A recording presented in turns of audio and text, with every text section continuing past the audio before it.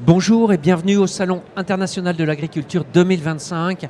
Très heureux de vous accueillir sur ce plateau pour discuter phosphore. Phosphore, sujet qui a été discuté il y a quelques années, qui est devenu peut-être une habitude, on va le voir, et qui sans doute nécessite d'en reparler à nouveau, parce qu'on va voir que concernant le phosphore en grande culture, il y a de nombreux enjeux, il y a des innovations et il y a un enjeu d'efficience. Donc on va voir ça tous ensemble pendant les 30 minutes qui arrivent.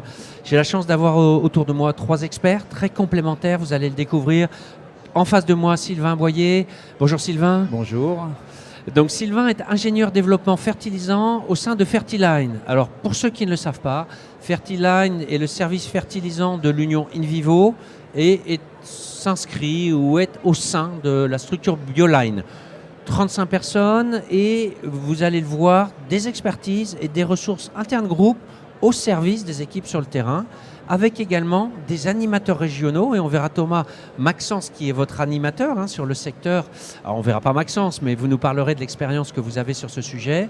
Et ces animateurs régionaux, ils répondent aux questions techniques, en qualité d'épandage, mais on a discuté aussi réglementaire, fiches de données de sécurité avec le support de Sylvain, de suivi d'expérimentation et de proposition de solutions. Monsieur Boyer. À sa gauche, monsieur Jonathan Nonotte, qui fait également partie de la structure Fertiline. Bonjour, monsieur Jonathan. Vous êtes responsable marketing et développement, donc à la fois une vision globale marketing, mais aussi technique et développement avec une déclinaison sur le terrain. Et à ma droite, Thomas Roland, vous êtes responsable agronomie et innovation au sein de la CAPL. Bonjour. C'est ça, bonjour.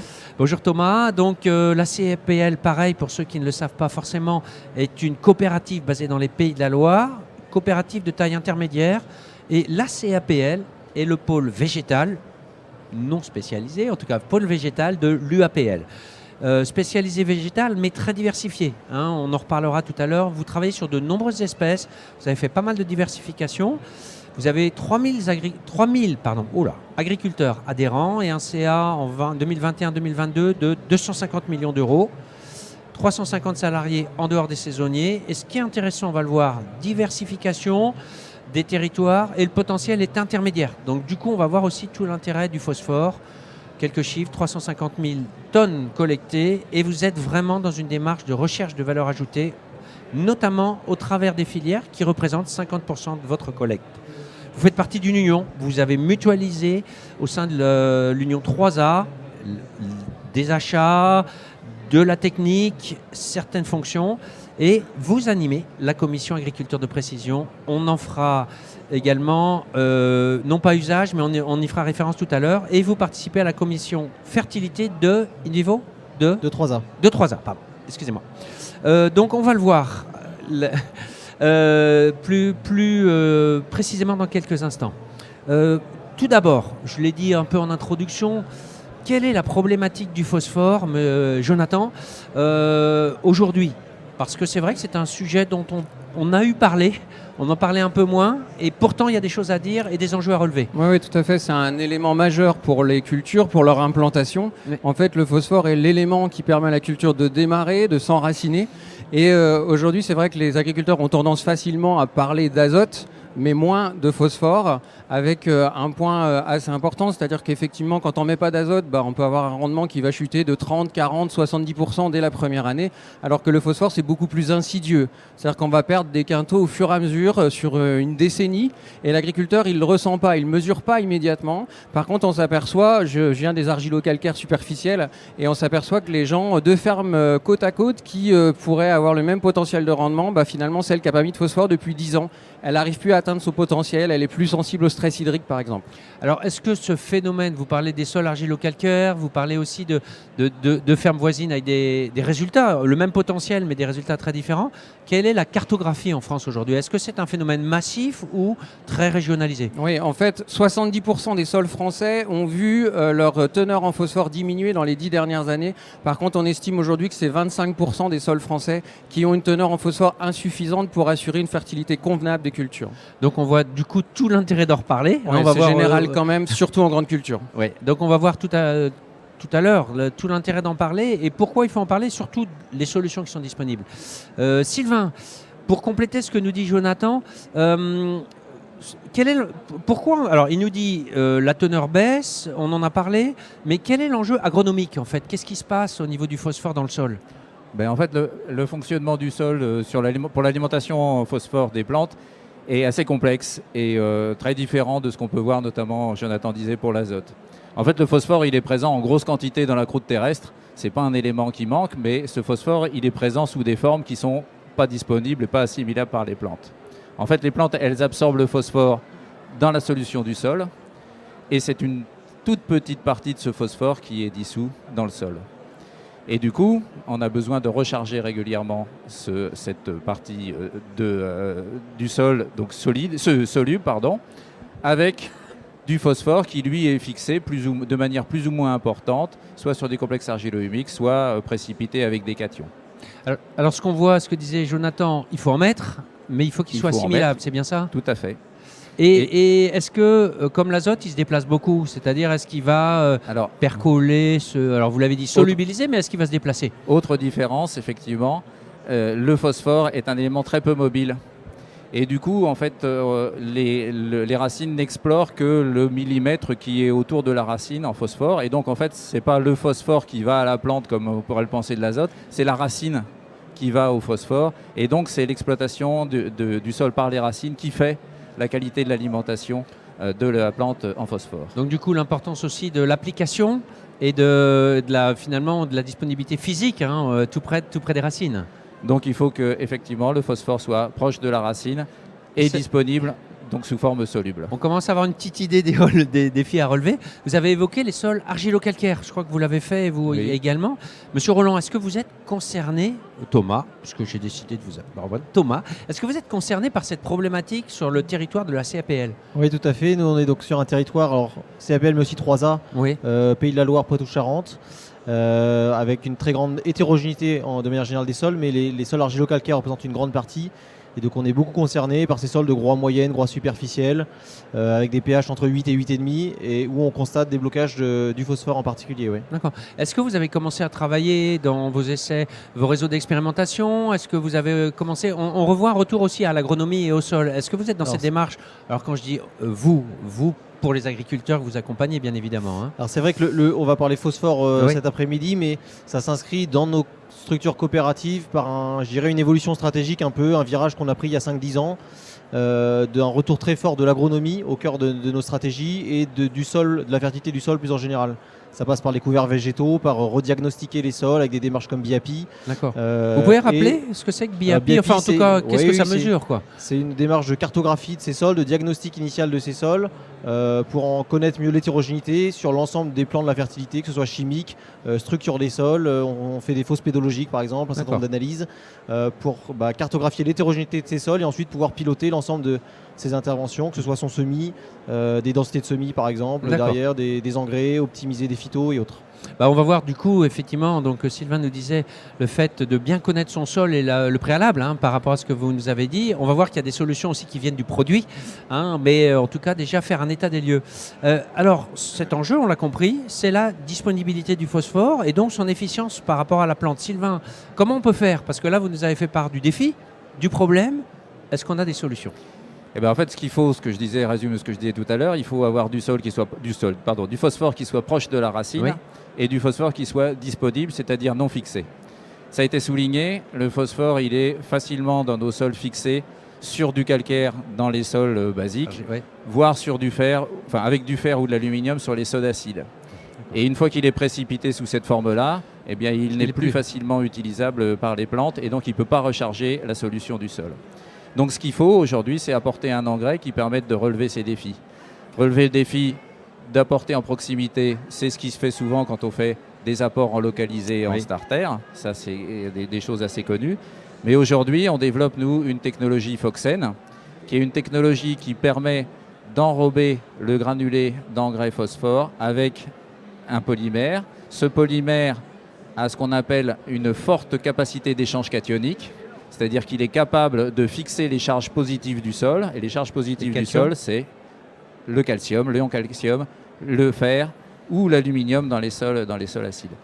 Et donc, cette barrière évite que le phosphore et ces cations s'associent pour précipiter et donc ne soit plus utilisable par la plante. Donc le phosphore, une fois libéré, n'a plus de cations sur lesquels s'appareiller ou se fixer et donc devient disponible. C'est bien ce que j'entends ?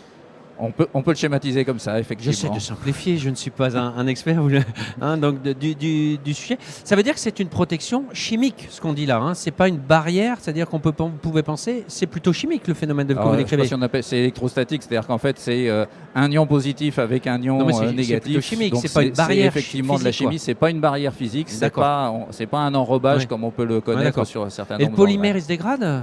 C'est un polymère qui va se dégrader dans le temps. Qui va rester suffisamment longtemps le temps de la culture parce que sinon on n'a plus de protection, mais globalement ça va se dégrader sur le long sur le temps cycle, à la fin il est dégradé, c'est ça que vous dites ? D'accord.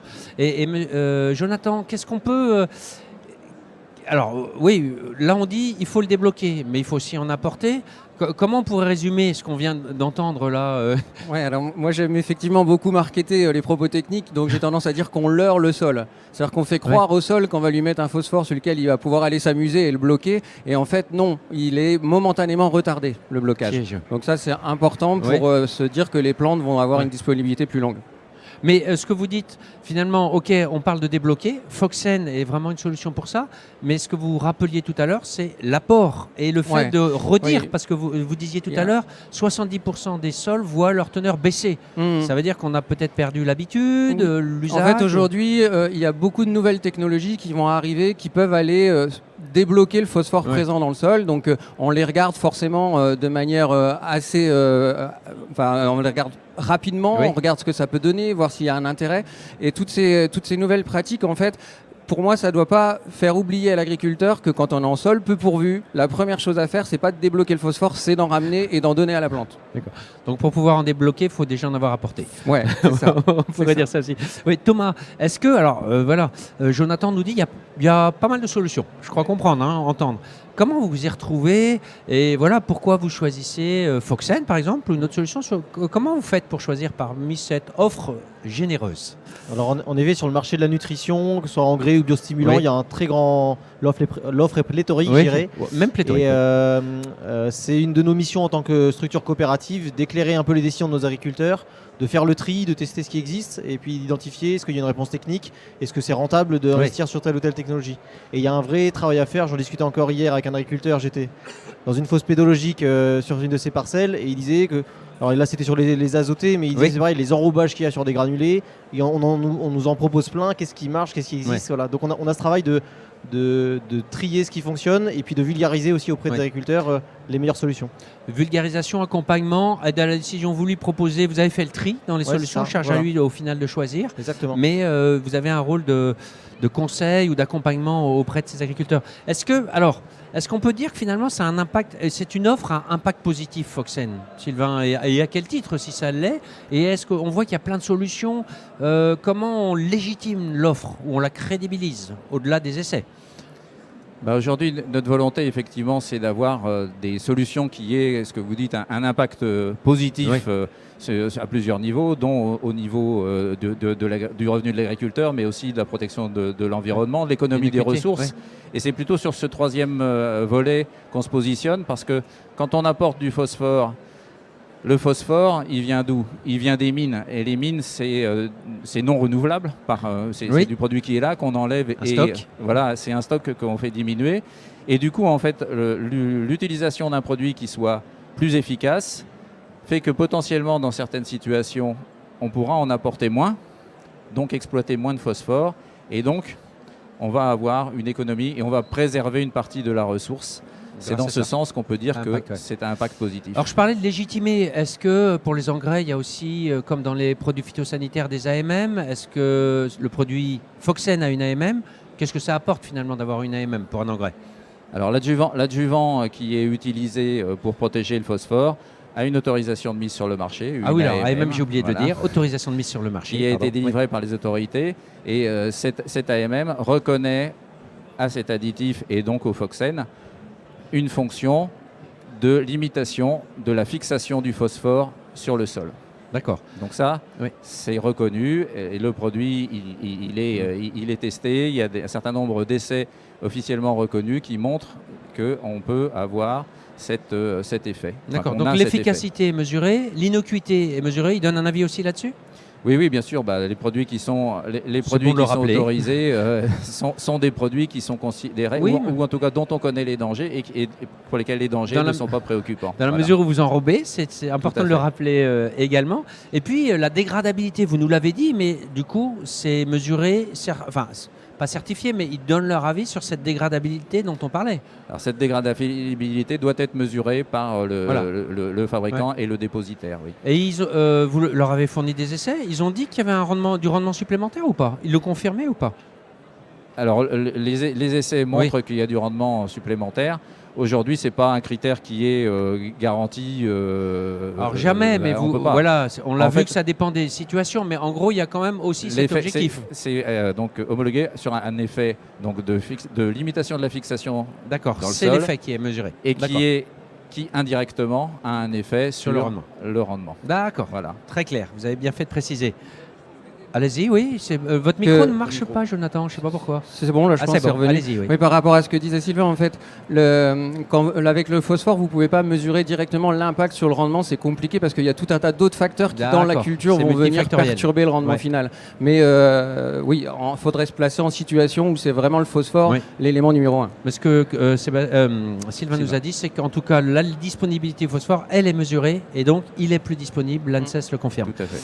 Thomas, est-ce que vous le prenez en compte, ce critère? Parce que vous dites, on fait le tri, mais comment déjà, peut-être avant le champ, choisir les sociétés, des solutions qui déjà sont légitimes par rapport, on peut penser à cette autorisation de mise sur le Ouais, marché? oui. C'est un des critères que vous regardez ou pas? La présence d'une AMM, c'est un critère qu'on garde. C'est déjà un garant de fiabilité, de rigueur scientifique du produit. Et puis ce qu'on regarde aussi, c'est ce qu'on connaît la composition du produit. C'est-à-dire, est-ce qu'on sait sur l'étiquette ce qu'il y a Oui. dedans? Est-ce que d'une année sur l'autre, on est sûr que la composition est stable? Ce qui nous permet d'assurer que ce qu'on aura testé en essai, ce sera quelque chose qu'on peut garantir à l'agriculteur derrière. Voilà. C'est effectivement une formulation qui est homologuée et avec des cahiers des charges ou une spécification, hein, une teneur, une composition qui est Garantie de qui est recette, déclarée ouais. et certifiée, enfin garantie de recette, voilà, comme vous l'avez dit. Hein. La dose, alors, est-ce qu'on peut calculer la dose à appliquer? Comment vous travaillez là-dessus sur les effets dose? Ouais, non. Donc par rapport à ce que je disais tout Ouais. à l'heure, que la question c'est déjà est-ce que j'en ai dans mon sol ou pas? C'est la Point de première départ. question. Ouais. Donc pour me faire bien comprendre, je vais prendre deux cas extrêmes. On parlait des argilo-calcaires superficiels, donc où le phosphore est bloqué. Donc si je me place dans un système céréalier où finalement je n'ai quasiment que des exportations de phosphore, parce que quand j'exporte mon grain, j'exporte du phosphore, et j'ai pas d'élevage, et ben là dans ces situations-là, la dose, elle n'est pas discutable. J'ai un besoin, je mets la dose nécessaire Pleine au dose. besoin. Thomas en reparlera tout à l'heure dans leur pratique. Après, effectivement, on a dit le phosphore c'est un élément majeur pour l'implantation de la Oui. culture. Donc, même chez des agriculteurs finalement qui sont éleveurs, à l'inverse, qui ont on va dire des sols avec des teneurs bien pourvues en phosphore, des pH qui bloquent pas le phosphore, Ouais, ce qu'on disait. où on a une moindre rétrogradation, là le phosphore il est indispensable au démarrage. Et à ce moment-là, si le sol il n'a pas l'humidité suffisante, si le sol il n'a pas la température suffisante, il en libère pas à un moment opportun nécessaire à la culture. Donc là, en fait, de mettre du phosphore en localisé, ça peut être très pertinent, et c'est d'ailleurs vraiment là-dessus que nous on focalise notre attention, que nos animateurs dont vous parliez tout à l'heure, par exemple Maxence, parlent beaucoup pour aller favoriser par exemple l'implantation d'un maïs. Ok, pour complémenter à un moment bien précis. Les coopératives InVivo sont engagées dans la troisième voie de l'agriculture, qui est une agriculture de résultats mesurée et prouvée. Parce qu'effectivement, donc on parlait de l'AMM, mais vous aussi sur le terrain, j'imagine, vous disiez on doit être les garants. Il y a un dicton qui dit « je ne crois que ce que je vois en agriculture », n'est-ce pas, et ce que je mesure. Donc, est-ce que vous avez des essais qui viennent confirmer ça? Alors, est-ce que c'est au niveau de la coopérative, de 3A? Comment vous travaillez ça pour apporter les preuves, finalement, hein, même si on a vu que c'était multifactoriel? Oui, ça va. Ouais. Chaque coopérative met en place des essais. Nous, on en met 1 ou 2 par an sur la thématique chez CAPL. Mais donc, la force du réseau 3A nous permet d'avoir des synthèses techniques beaucoup plus robustes et de connaître beaucoup plus vite et plus précisément les produits. Donc, sur le cas du Foxen, par exemple, on a expérimenté la technologie depuis 2019. Sur céréales à paille, c'est environ une douzaine d'essais sur plusieurs campagnes. Et surtout, ce qui est important, c'est de bien connaître l'environnement dans lequel on teste les solutions. Donc nous, on met tous nos essais sur des parcelles qu'on a cartographiées avec BIAPI. On connaît précisément la teneur en phosphore des sols de départ. Donc on est sur des systèmes argilo-calcaires, 10-20 ppm de phosphore Olsen, donc vraiment des situations de carence forte sur le phosphore disponible. Une fois qu'on connaît bien ces essais, on met en place des essais avec une courbe de réponse au phosphore pour voir s'il y a une réponse et que les apports ont amené quelque chose à la culture. Et puis on teste ensuite l'ensemble des technologies du marché. Donc on a testé le Foxen, mais également d'autres formes de protection chimique, des barrières physiques, des biostimulants qui ont plutôt tendance à jouer sur l'enracinement pour rendre la plante plus à même d'aller jouer plutôt sur la plante plutôt que sur l'élément phosphore. Voilà. Donc la plante vient un peu plus au phosphore. Donc voilà, donc on a testé un peu l'ensemble de ces technologies. Pour aller rapidement, le bilan sur cette synthèse sur 12 essais en céréales à paille, c'est à même dose de phosphore sur des situations carencées fortement, 3 quintaux de gain, le gain brut de la technologie. D'accord. Un gain significatif. Donc là, vous avez séparé le facteur. Voilà, donc vraiment le gain brut de la technologie, c'est 3 quintaux. Ce qui fait ressortir sans tout détailler, mais toutes les technologies ne répondent pas, notamment les barrières physiques par exemple. On n'a jamais eu de réponse sur ce type de technologie, qui sont plutôt des effets retard, mais qui n'ont pas apporté une meilleure efficience du phosphore. Et puis du coup la technologie Foxen, c'est surtout celle qui apporte le meilleur retour sur investissement à l'agriculteur. C'est-à-dire que sur les différents contextes qu'on a pu connaître, avec un prix du blé, un prix du phosphore qui a été du simple au double dans les dernières années, quels que soient les scénarios économiques, on a toujours eu une solution qui était rentable dès la première année. C'est-à-dire que le gain sur la céréale rentabilisait la technologie dès la première année. Avec un rapport 1 pour 2 à peu près, c'est-à-dire j'investis 1 euro de plus avec la technologie et j'ai un gain net de 2 euros, voilà, à peu près. C'est un bon placement. Donc c'est un bon investissement. C'est un bon placement, sachant qu'il y a des gains au-delà de la première année. On sait que le phosphore il a un rôle sur la rotation. Oui, c'est ça. Donc ça, on n'a pas été jusqu'à évaluer les gains qu'apporte la technologie sur la campagne 2 ou 3. Ça, vous le savez, vous l'avez observé. Dès la première année, on a déjà un retour sur investissement assuré. Un fait indirect induit. Ça fait 3 ans que vous le commercialisez. Oui. Est-ce que, alors je le disais tout à l'heure, et vous l'avez rappelé, il y a peut-être une baisse dans les sols, donc peut-être qu'on mettait du phosphore par habitude, puis qu'on s'est dit, en période difficile, j'en vois pas trop l'effet, donc est-ce que ça vaut pas le coup d'en mettre moins ou de ne pas en mettre?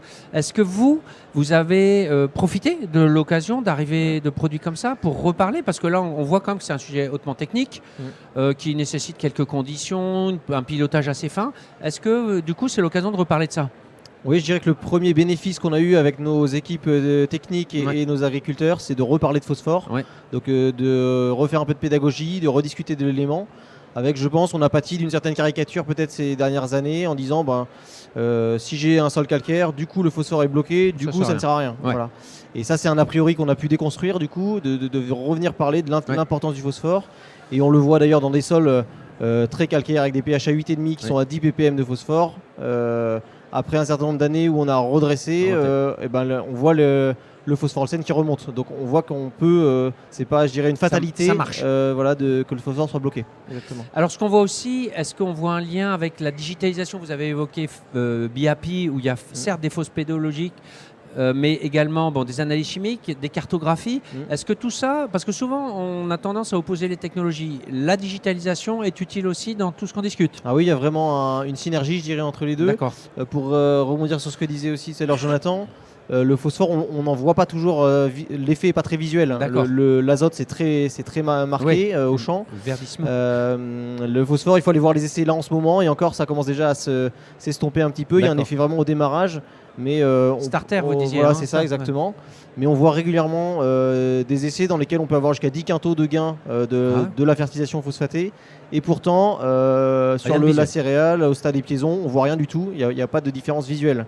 Mais si on fait des comptages très précis, on va retrouver 10% d'épi au mètre carré en plus, un PMG un peu supérieur. Ça, c'est pas du tout visuel pour l'agriculteur. Et donc, le fait d'aller un peu plus loin aujourd'hui, c'est aussi sur l'analyse des cartes de rendement de nos agriculteurs dans la démarche BIAPI. Ça permet de mieux démontrer ce qu'ils ne voient pas avec leurs yeux, de vous dire si c'est bien rentable d'avoir investi dans le phosphore. Donc le dicton, je crois ce que je vois dans le champ ne fonctionne pas forcément, mais ce que je vois sur la balance a l'air de fonctionner. Voilà, exactement. Donc c'est peut-être le mieux. Sylvain, du coup, on voit que le produit est commercialisé depuis 3 ans. Est-ce que pour vous, qui est aussi avec les équipes. Est-ce que c'est l'occasion de voir l'effet? Alors, on a vu aussi la disponibilité. Vous pouvez nous rappeler un petit peu les chiffres avec un phosphore classique, le taux qui est vraiment utilisable, et puis avec le fait d'utiliser la technologie Foxen, de combien on augmente la mise à disponibilité, pardon. Oui, Je vais y arriver.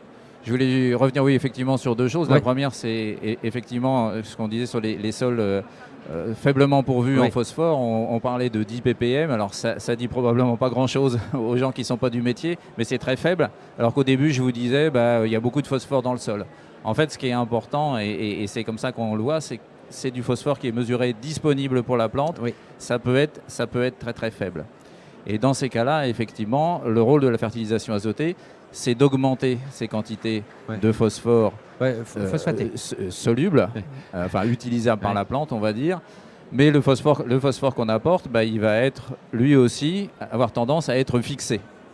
Et du coup, en fait, on peut considérer que lors de, parce que c'est la question que vous me posiez, 50% du phosphore, alors c'est très schématique, mais que quand on apporte du phosphore, 50% va être fixé.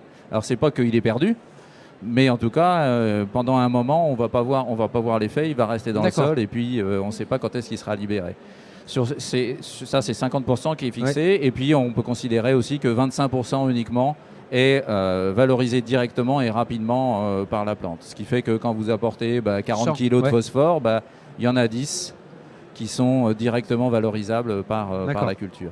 Quand on utilise une technologie comme Foxen, où on va limiter ce blocage, même s'il y en a une partie qui est faite, on va monter sur une taux de valorisation rapide du phosphore de l'ordre de 50%. Donc quand vous apportez 40 kg, vous en avez 20 à peu près qui sont rapidement utilisables. Et donc si vous en voulez 10, alors vous avez deux solutions. Soit vous mettez 40 et puis vous en avez 20 disponibles, soit vous en avez besoin de 10 et à ce moment-là, vous mettez que 20 au lieu de 40. C'est ce que je disais tout à l'heure, on a la possibilité de limiter les doses. Donc même au niveau d'un pour d'héros, il peut y avoir plein d'avantages induits quand même dans tout ce qu'on raconte. Même d'un point de vue volume, transport, voilà. Là, on a abordé que l'aspect agronomique, mais c'est beaucoup plus large que ça. Jonathan, finalement, c'est aussi l'occasion de reparler du phosphore. Vous le disiez tout à l'heure. Est-ce que néanmoins, il n'y a pas des conditions un peu optimales pour utiliser, pour exploiter le potentiel de la technologie, pour dire les choses clairement? Oui, en fait, ce que j'expliquais, c'est que le phosphore, il est indispensable au moment du démarrage. Donc l'optimum, il est allé de le mettre plus près de la racine. Donc aujourd'hui, beaucoup d'agriculteurs, de plus en plus d'agriculteurs sont équipés de semoirs qui vont mettre l'engrais en localisé. Donc là, c'est le moment le plus opportun pour mettre le phosphore. Après, nous, le fait qu'on soit capable de retarder le phénomène de rétrogradation peut nous permettre finalement plus de souplesse au niveau de l'utilisateur. C'est-à-dire que certains agriculteurs ont l'habitude d'aller mettre le phosphore 10-15 jours avant le semis et on s'aperçoit parmi nos connaissances que quand on fait un phosphore basique, finalement il n'y a quasiment plus rien de disponible 15 jours plus tard pour la plante parce que le sol a tout fixé. Donc nous en fait on va permettre de sécuriser cette pratique-là. Donc on a un phosphore qui peut aller de 10 jours avant le semis à la levée des cultures. L'optimum reste en localisé au semis, c'est le top. D'accord, mais une certaine souplesse en tout cas, et donc du coup exploitation du potentiel sur une période, une souplesse 20 jours si on cumule les deux. Pour terminer, Jonathan, qu'est-ce que les gens doivent mémoriser? Quel est votre message, votre conseil, votre mot de la fin? Donc moi j'aime encore une fois bien marketer les mots. Alors, et en phosphore, j'aurais tendance à dire qu'il vaut mieux investir que subir. Parce que quand on lâche l'investissement, on va le payer sur plusieurs années. Et à un moment donné, on subit parce qu'on n'a plus la capacité d'investir. Vaut mieux entretenir, investir que subir. D'autant plus que Thomas nous a rappelé qu'il y avait des effets économiques visibles dès la première année. Sylvain, message à mémoriser, à partager pour conclure. Dernier mot de la fin. Moi, ce que j'aimerais partager, c'est ce que j'ai vécu quand on a développé le Foxen. La mesure de l'efficacité de ce produit-là au champ. Et ce qui m'a marqué, moi, c'est les effets qu'on peut voir sur des cultures qui sont très sensibles, parce qu'on a parlé de grandes cultures, on a parlé de blé sur différentes régions, mais notamment sur la région de la CAPL. Mais moi, ce que j'ai pu constater, c'est que sur des cultures qui sont très sensibles au phosphore, comme la pomme de terre, on a des résultats qui sont étonnants en termes de production, en termes de qualité de produit. C'est vraiment quelque chose qui m'a marqué et c'est ce que je retiens. C'est vraiment la preuve que cette technologie qu'on peut imaginer au début très théorique, eh ben, quand on l'applique, elle fonctionne. Donc on a vu les résultats donc en céréales, mais aussi en culture industrielle telle que la pomme de terre. Thomas, qu'est-ce que vous imaginez, quel message à partager? Vous nous avez fait part de votre environnement, hein. Sol argilo-calcaire à potentiel moyen, des résultats néanmoins visibles. Qu'est-ce que vous avez envie de partager par rapport à cette thématique du phosphore et de sa disponibilité finalement, hein? Oui, je dirais que le monde agricole traverse une période qui est perturbée, je pense, un contexte qui est difficile. On peut le dire. Et face notamment, je pense au changement climatique, on voit bien que le sol sera un des enjeux majeurs des années qui viennent. Donc je ne peux qu'encourager les techniciens comme agriculteurs à se réintéresser et à investir dans leur sol. Et quand on en rediscute avec les agriculteurs, on voit qu'il y a énormément de questions, souvent sans réponse. Il faut se doter des bons outils pour trouver des solutions. BIAPI est une des solutions pour apporter des réponses. Voilà. Et je dirais aussi, on peut avoir tendance à chercher des solutions miracles. Il faut aussi savoir se rappeler les fondamentaux. La bonne structure d'un sol en fait partie, des couverts végétaux, et le phosphore fait partie pour moi des fondamentaux. Merci beaucoup. Eh bien, je crois que tout le monde en est convaincu. Il faut mettre du phosphore, il faut mettre la bonne dose, il faut le mettre au bon endroit, au bon moment. Ça, c'est classique, mais là, on a vu les conditions dans lesquelles il fallait le faire. Et on a vu que finalement, ce résultat, même s'il est peu visible, est réel. Vous l'avez mesuré sur le plan rendement. Vous avez fait des analyses économiques en montrant qu'il y avait un retour sur investissement très rapide. Et vous avez également évoqué le fait que c'est un travail de fond au long cours et qu'il ne faut pas relâcher l'effort. Si j'ai bien compris, Jonathan. C'est ça. Hein? C'est ça. Je vous souhaite un très bon salon et un grand merci pour vos éclairages. Merci. Et voilà. Merci. Merci beaucoup.